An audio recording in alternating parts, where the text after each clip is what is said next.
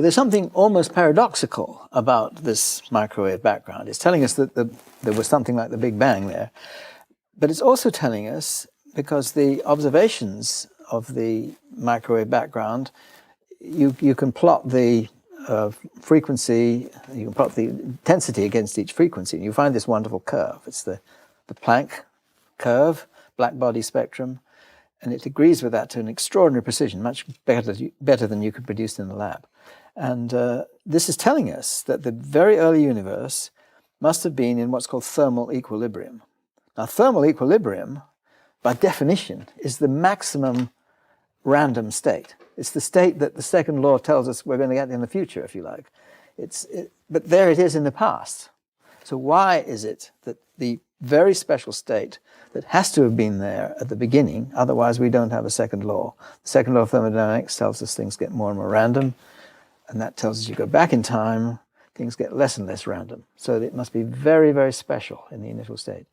But what we find is that the matter, what we're seeing in this radiation is radiation, that's light, and that's been in equilibrium with matter. So that's what you're looking at. And that's at this maximum random state, maximum entropy state, we say.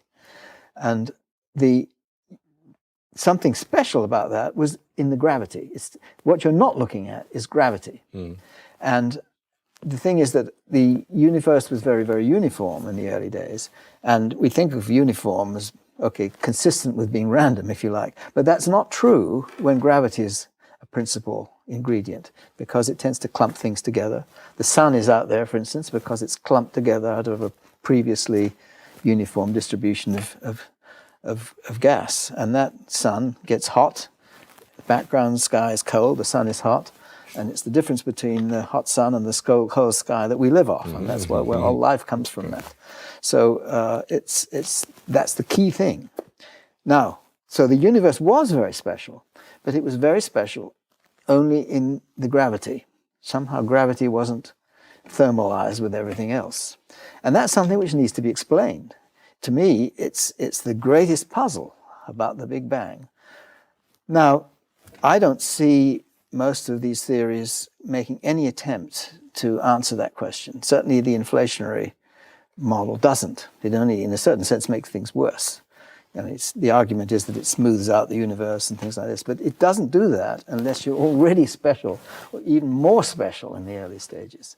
So if you follow the argument through, you see that it really doesn't explain this initial specialness. And it can't, because it's all consistent with the second law of thermodynamics, which says things get more and more random. So how could they have got more and more special in the early stages? There has to be something else.